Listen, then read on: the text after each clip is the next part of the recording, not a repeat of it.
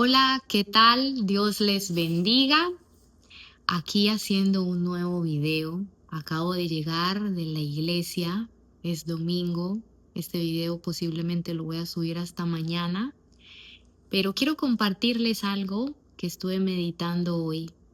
Quiero decirles que hoy fue de esos servicios donde me sentí muy bendecida de estar ahí en la iglesia, de servir a Dios, de estar en medio de la alabanza, de la adoración. Y generalmente me siento así cuando ya estamos en medio del servicio, porque muchas veces antes de llegar o mientras llegamos y organizamos todo, de pronto en algunos momentos hay un poco de estrés o otro tipo de situaciones, pero cuando ya empieza el servicio y empieza Dios a moverse en diferentes circunstancias, ¿no? La alabanza, la palabra. Siento que salgo diferente del servicio, aunque estoy sirviendo activamente en cada uno de los servicios en un área o en otra, siempre salgo muy bendecida. Siento que mi alma se ha saciado, ha bebido, ha recibido. Y por eso estaba meditando hoy de la lucha tan fuerte que tenemos los cristianos para congregarnos. Y esta es una lucha que tú tienes que estar consciente que va a estar en tu vida, sobre todo si tú estás comenzando o no has establecido el congregarte como una ley en tu vida. Cuando digo una ley, me refiero a que lo haces pase lo que pase. Te sientas mal, tengas ganas o no, pase una situación u otra, de todas maneras, el congregarte para ti es una prioridad. Y recuerdo cuando empecé en mis caminos con el Señor, para mí congregarme no era algo tan importante, lo reconozco, hasta que Dios empezó a hablarme de lo importante que es. Pero estaba pensando de que las personas que no lo tienen como algo importante o relevante es porque no han entendido el misterio de congregarse y de la importancia de congregarse, y tampoco han entendido que hay una lucha al respecto. Y esta lucha es porque hay bendición y hay poder y hay impartición de Dios en las iglesias donde es Jesucristo el Señor, donde realmente esas iglesias son gobernadas por Dios, por su palabra y no por una persona. En cada iglesia que genuinamente es de Jesús hay poder siempre que hay servicios o hay reuniones. Y hay una lucha para que nosotros los cristianos no nos demos cuenta de la importancia de reunirnos en la iglesia, ir a los servicios. Hay un estorbo para que no podamos llegar, pero cuando ya eso se hace una ley en tu vida, luego entran otros factores. Y es importante que nosotros sepamos las luchas que vamos a estar enfrentando para que podamos vencer. Y el congregarse es un poco complejo en el sentido de que no es solo ir y ser parte de un servicio, sino que es más bien el tratar con personas.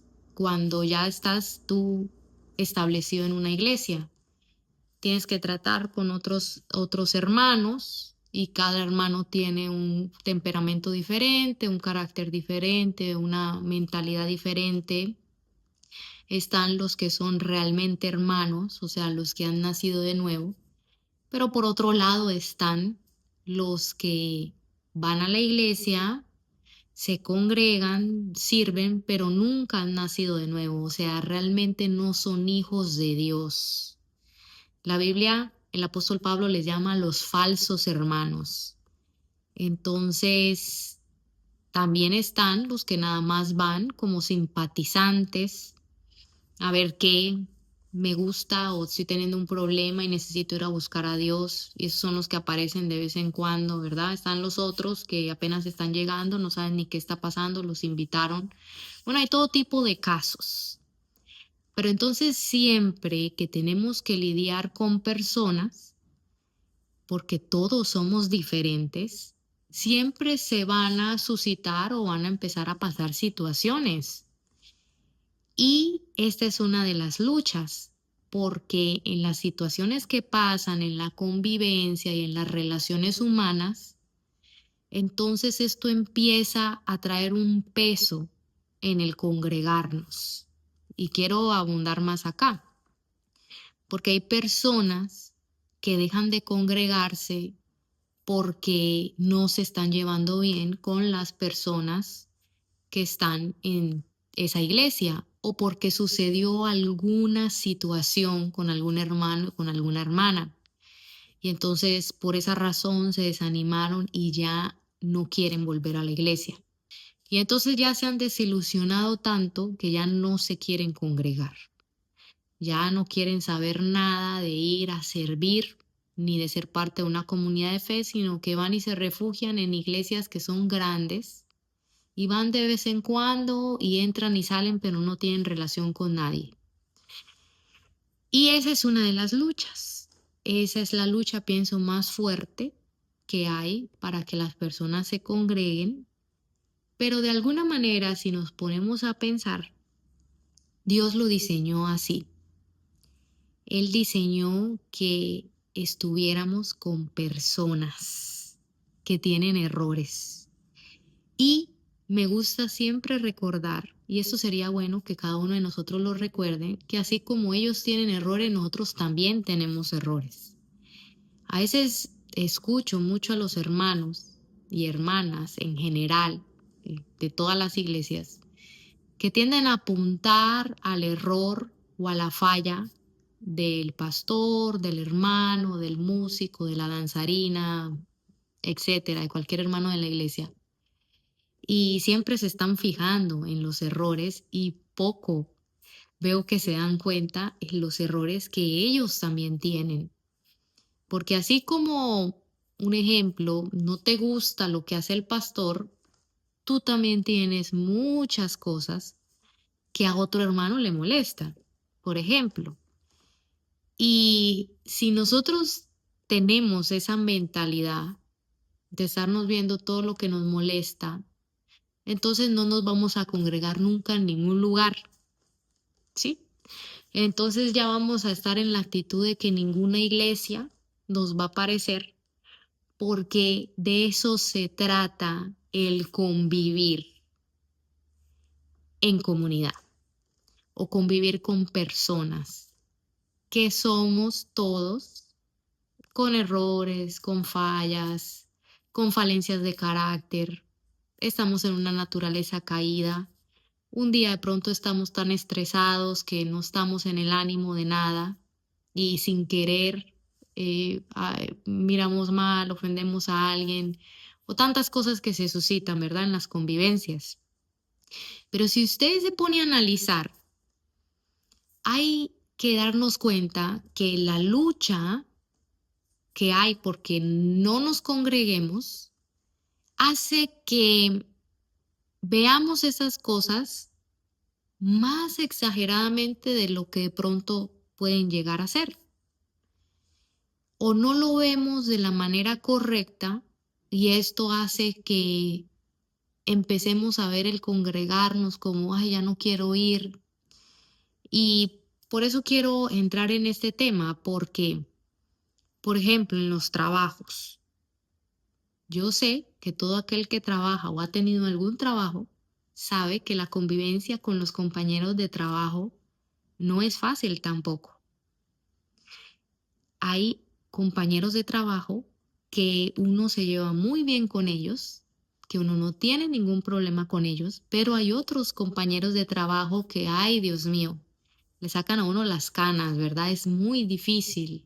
personas difíciles en convivencia, que son los que nos hacen, em, que realmente prueban nuestra paciencia, ¿verdad? Y ese tipo de personas. Y no por eso decimos, no, entonces yo ya no voy a volver a ese trabajo. Hay personas que sí llegan a ese punto, ¿verdad? Que hasta renuncian del trabajo, renuncian al beneficio de estar en esa posición porque ya no soportan a alguna persona. Pero la cosa es que así renuncies a esa compañía y vayas a otra, en la otra te vas a encontrar con lo mismo. Y si renuncias a esa y vas a otra y vas a todas las compañías del mundo, siempre te vas a encontrar con gente que no te va a parecer o que en situaciones sí se llevan muy bien, pero hay ciertas situaciones donde hay roces, donde hay malentendidos o donde hay diferencias de opinión. Y uno tiene que aprender a vivir con eso, porque por esa razón es que el Señor instituyó la convivencia entre hermanos para que nosotros podamos ser tratados en áreas de nuestra vida.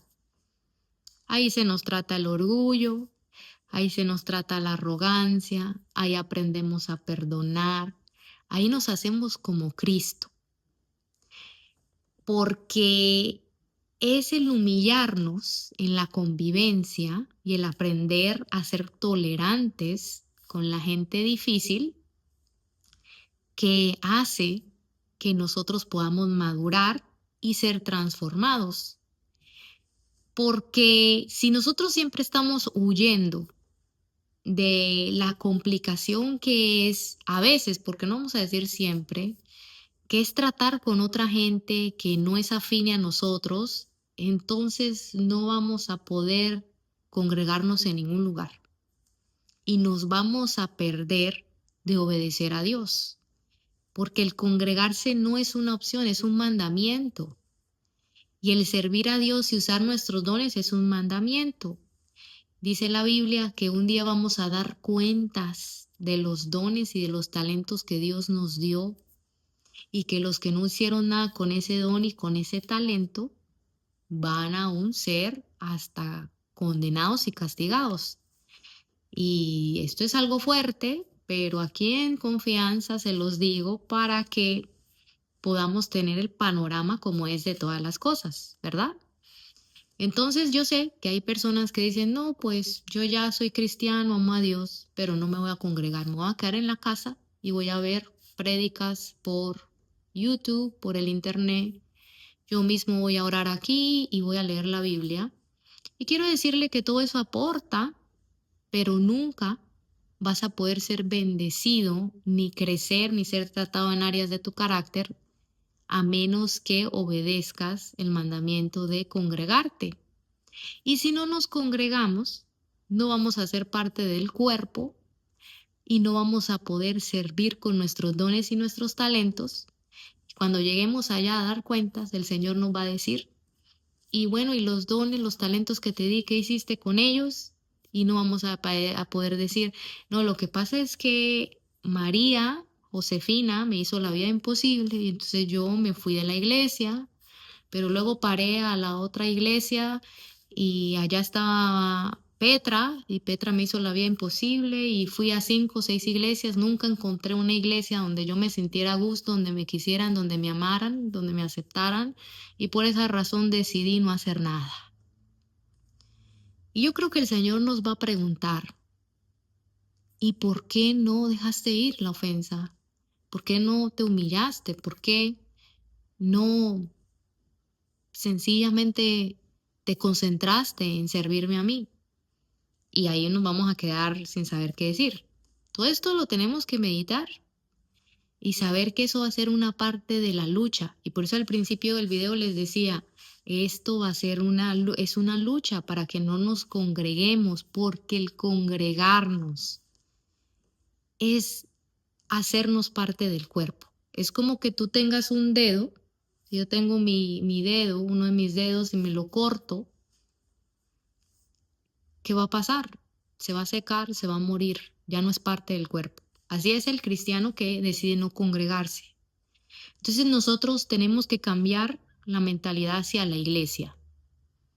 Ir con una actitud de ver cómo yo puedo aportar y cómo yo puedo ser un agente de paz y de tolerancia, y no ir con la mentalidad de cómo veo todo lo mal que está pasando.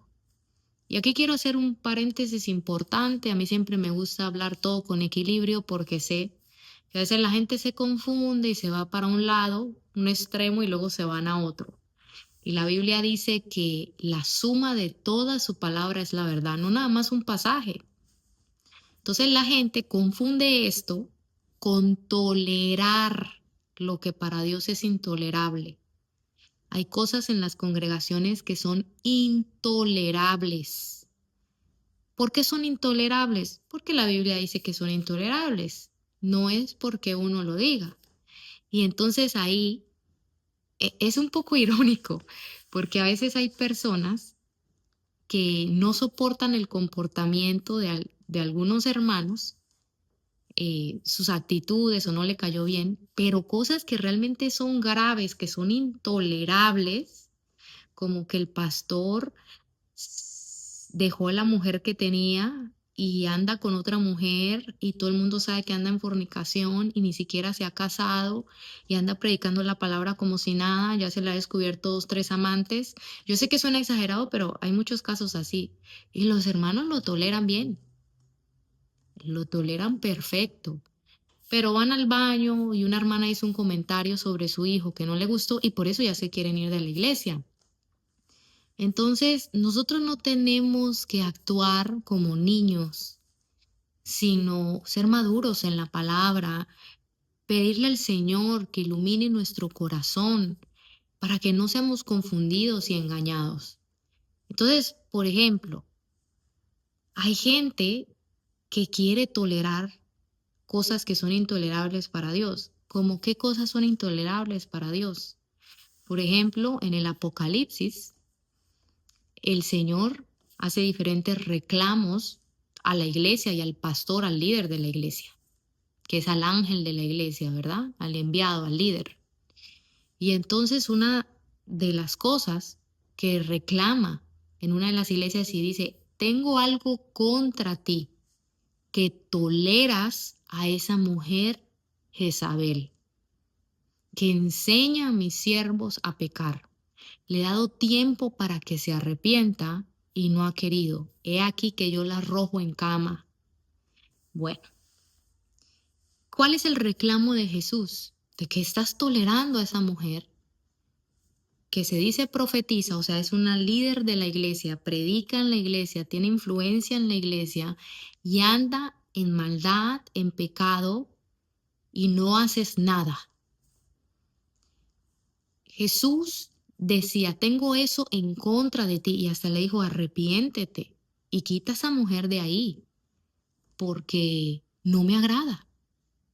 Entonces hay muchas cosas que la Biblia dice que para Dios son intolerables, pero el enemigo a veces quiere ponernos a nosotros cosas pequeñas que no tienen que ver con esas cosas intolerables como una razón muy grande como para que nos vayamos de la iglesia.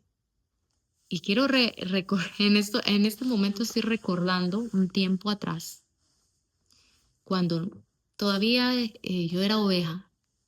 El pastor, recuerdo que estaba muy contento y todos en la iglesia estábamos contentos porque un grupo de personas se iban a bautizar. Entonces, estas personas eran nuevas, habíamos ganado almas, la iglesia estaba contenta y el pastor decide escoger un lugar que era un río donde se iban a bautizar estas personas. Cuando ya se acerca el día anterior, la noche anterior de ir allá a bautizarnos, todos como iglesia organizamos un paseo a ese río para poder ir a apoyar a los que se iban a bautizar.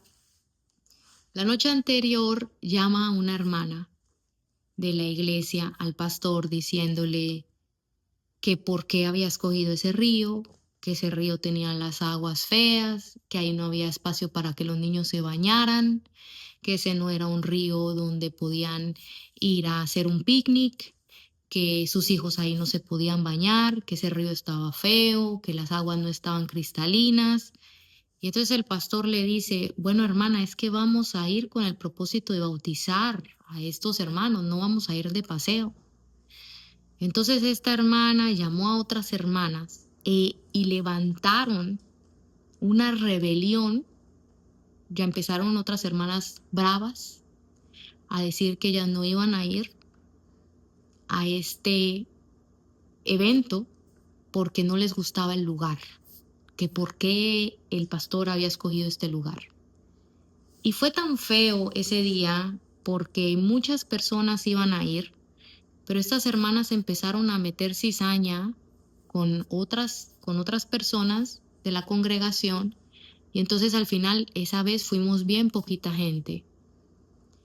Y muchos se molestaron a tal punto que se fueron de la iglesia porque se escogió ese lugar para bautizar a estos hermanos. Y déjame, yo le digo que yo era nueva, casi nueva, tenía muy poquito tiempo en la fe. Pero a pesar de tener muy poquito tiempo en la fe, yo pude comprender de que hay cosas que son más importantes en la vida que lo que uno quiere y las pequeñeces. Claro, uno siempre tiene sus preferencias, eso siempre va a estar. Pero si nosotros nos ponemos a pensar, ok, son almas nuevas, tenemos una victoria, ganamos estas almas son salvas, estas almas van a tener la alegría de bautizarse, vamos a ir a hacer algo muy importante que a Dios le va a dar alegría. Sí, no me gusta el lugar, pero a la hora de la verdad, cuando vemos la importancia eterna que tiene que estas almas van a ser bautizadas y la importancia que tiene para Dios estas almas, ya lo del río es algo secundario.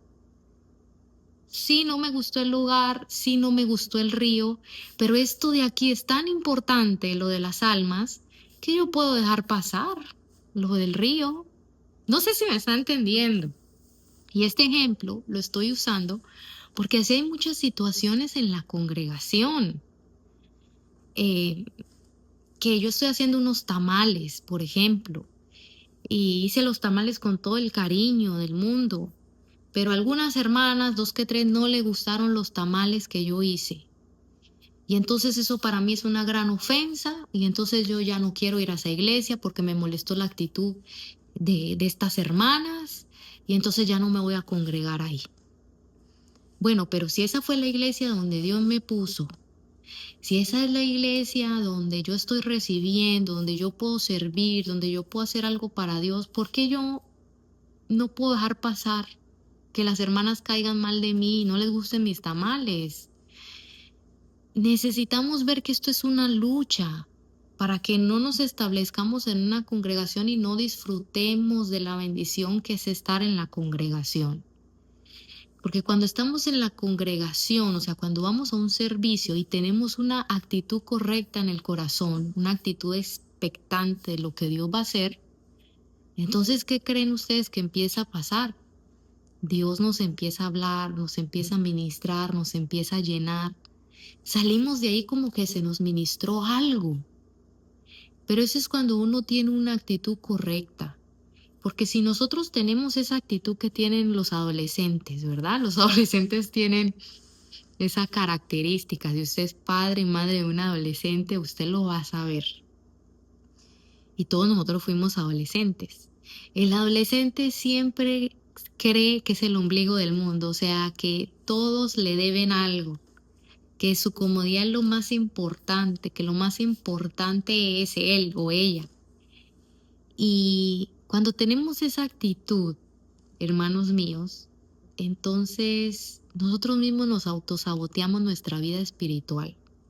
Y yo pienso que por eso Dios, por eso Jesús, permite que en la congregación se den todas esas cosas. ¿Usted cree que Dios no sabe todo lo que usted está viendo en su congregación? Dios lo sabe.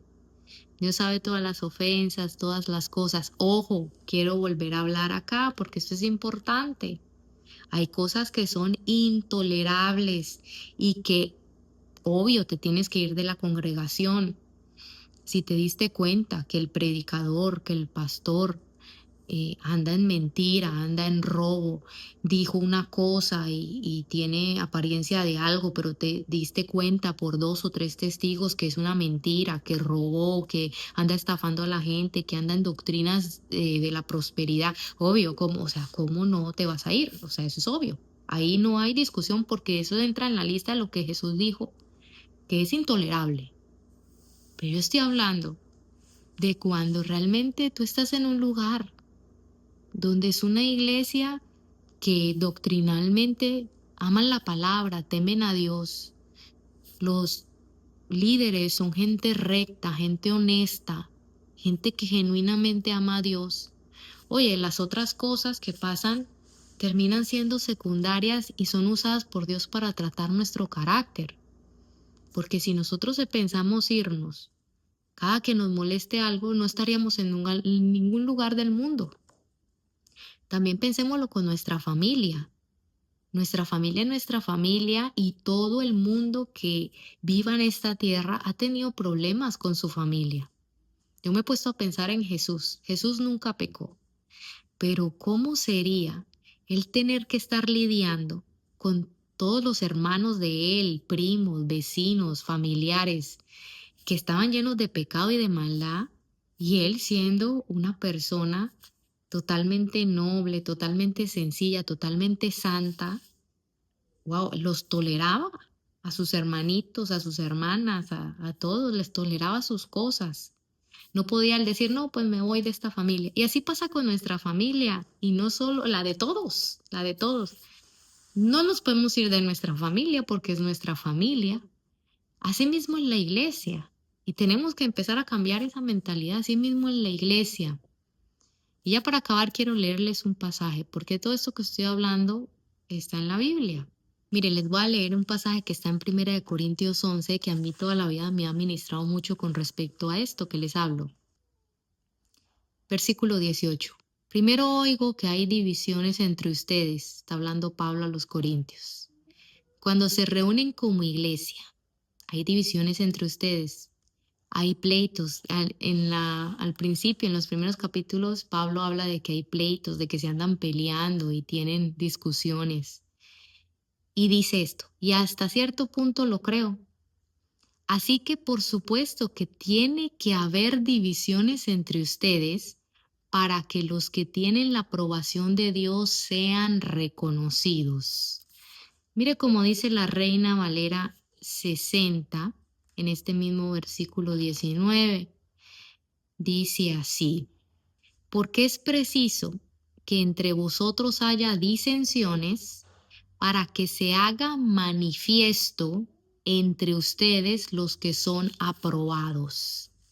¿Qué quiere decir esto? Que los problemas relacionales que tenemos en la iglesia con los hermanos, líderes, etcétera, están siendo usados por Dios para probarnos, para probar quiénes somos los verdaderos hijos de Dios, para separarnos entre los falsos hermanos y los verdaderos, entre los que dicen ser hijos pero no lo son, para probar nuestra fidelidad, para probar el amor que le tenemos a Él. Esto es bien tremendo. Yo hace mucho tiempo leí este pasaje y empecé a ver la congregación diferente. Empecé a ver que cada problema o circunstancia difícil que se da con algún hermano o hermana es una prueba para mí. Y es el momento donde yo le demuestro a Dios lo mucho que lo amo a Él y lo mucho que estoy dispuesta a tolerar porque se me hace más importante Él y su obra. Entonces lo que quiero compartir contigo y que estés consciente de que hay una lucha para que no te establezcas en ningún lugar, para que andes como Caín errante. El que anda errante no se establece ni crece ni... Imagínate que tú empieces una obra y la dejes siempre botada y luego digas, no, ya no voy a hacer esta casa en este lugar, lo voy a hacer en el terreno acá. Y cuando ya estés poniendo fundamentos, no voy a ir al terreno allá, no me voy a mudar de ciudad, no voy a ir. Y vas del tingo al tango por todo lado. Nunca vas a terminar tu construcción, nunca vas a construir tu casa, porque siempre van a haber cosas que no nos van a gustar, pero es allí donde nosotros decidimos que esas cosas nos saquen del propósito de Dios o donde nos humillamos y decimos, esto es secundario, lo voy a dejar pasar. Bueno, ya se me hizo bien largo este video, me gusta hablar con ustedes. Espero que nos veamos en otro tiempo y que Dios les bendiga y que la paz del Señor sea con ustedes. Bendiciones.